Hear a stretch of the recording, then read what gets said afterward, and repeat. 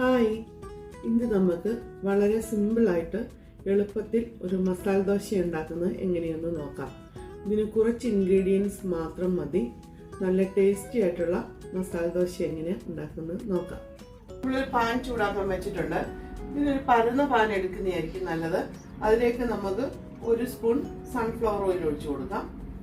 എണ്ണ ചൂടായിട്ടുണ്ട്. ഇതിലേക്ക് 1 സ്പൂൺ കടുക് ഇട്ട് കൊടുക്കാം.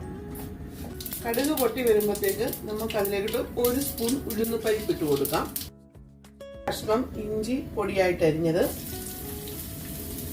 4 പച്ചമുളക് വട്ടത്തിലരിഞ്ഞത്, ഉള്ളി ഇഞ്ചിയും മൂത്ത് വന്നിട്ടുണ്ട്. ഇതിലേക്ക് 2 ഇടത്തരം സവോള പൊടിയായിട്ട് അരിഞ്ഞത്. ഇതിലേക്ക് ആവശ്യമായ ഉപ്പിട്ട് കൊടുക്കാം. നമ്മുടെ സവോള ഇപ്പം വഴന്ന് വന്നിട്ടുണ്ട്. ഇതിലേക്ക് നമുക്ക് 1/4 സ്പൂൺ മഞ്ഞൾപ്പൊടിയൊക്കെ ഇപ്പം മൂത്ത് വന്നിട്ടുണ്ട്.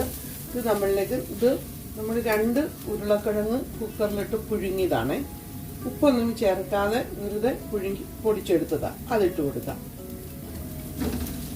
ഇത് 2 ഇടത്തരം ക്യാരറ്റ് നമ്മൾ ചെറുതായിട്ട് കട്ട് ചെയ്തതാണ്. ചോപ്പറിലിട്ട് ഞാൻ ചോപ്പ് ചെയ്ത് വെച്ചിരിക്കുക. അതിട്ട് കൊടുക്കാം.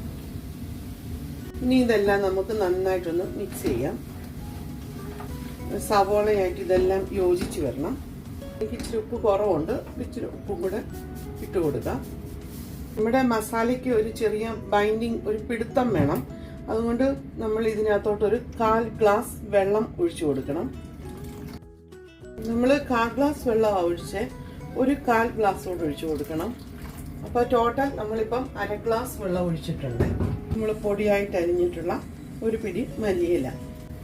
നമ്മുടെ മസാല ഇപ്പം റെഡി ആയിട്ടുണ്ട്. നിങ്ങൾ ഇതുപോലെ ഉണ്ടാക്കുമ്പോൾ ഇതിനകത്ത് ഉഴുന്നുപരിപ്പൊക്കെ ഇടുമ്പോൾ നമ്മുടെ മസാല കടിക്കുമ്പം വേറൊരു നല്ലൊരു ഫ്ലേവറും ടേസ്റ്റും ഒക്കെയാണ്. നമ്മുടെ മസാല ഇപ്പം മിക്സ് ആയിട്ടുണ്ട്. ദോശ ചുട്ടെടുക്കാം. ഇത് ദോശമാവാണ്. അത് ഉപ്പ് ഇട്ട് കലക്കിയെടുത്തതാണ്. നമ്മൾ 2 ഗ്ലാസ് അരിയും 1 ഗ്ലാസ് ഉഴുന്നും 1 സ്പൂൺ ഉലുവയും കൂടെ കുതിർത്ത് അരച്ചെടുത്ത മാവാണിത്. മാവ് ഇപ്പം നല്ല പതഞ്ഞു വന്നിട്ടുണ്ട്. നമുക്ക് ഇതിൽ നിന്ന് ഒരു തവി മാവ് ഒഴിച്ചു കൊടുക്കാം.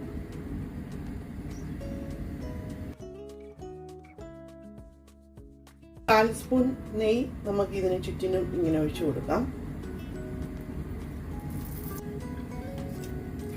നമ്മുടെ ദോശ ഇപ്പം മുരിഞ്ഞു വന്നിട്ടുണ്ട്. ഇനി അതിലേക്ക് നമുക്ക് ഒരു വലിയ സ്പൂൺ മസാല വെച്ച് കൊടുക്കാം. മസാല ഈ ഒരു സൈഡിലാണ് വെച്ച് കൊടുക്കുന്നത്. നടുക്കോട്ട് വെച്ച് കൊടുക്കല്ലേ. ഇതൊന്നിങ്ങനെ അമർത്തി പ്രസ് ചെയ്ത് കൊടുക്കണം. എന്നിട്ട് നമുക്ക് മറു സൈഡ് കൊണ്ട് മറിച്ച് കൊടുക്കാം.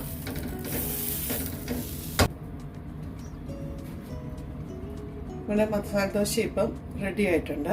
നമുക്ക് ഇരുമ്പ് ദോശക്കല്ലിലും ഇത് ഉണ്ടാക്കിയെടുക്കാം. അതായിരിക്കും ഇച്ചിരി കൂടി ടേസ്റ്റ് കൂടുതലെന്ന് എനിക്ക് തോന്നിയിട്ടുണ്ട്. ഇത് കല്ല് നല്ല ചൂടായിട്ടുണ്ട്.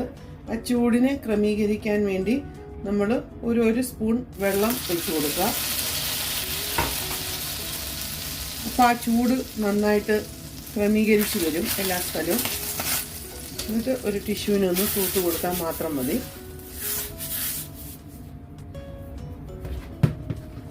ഇതിലേക്കും നമ്മൾ ഒരു തവി ദോശമാവ് ഒഴിച്ചു കൊടുക്കാം.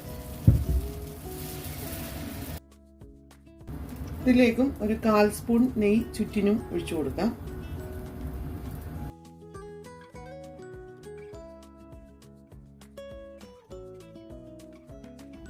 അങ്ങനെ നമ്മുടെ ദോശ റെഡി ആയിട്ടുണ്ട്. മസാല ദോശ. നിങ്ങളെല്ലാവരും ഇത് ട്രൈ ചെയ്ത് നോക്കണം.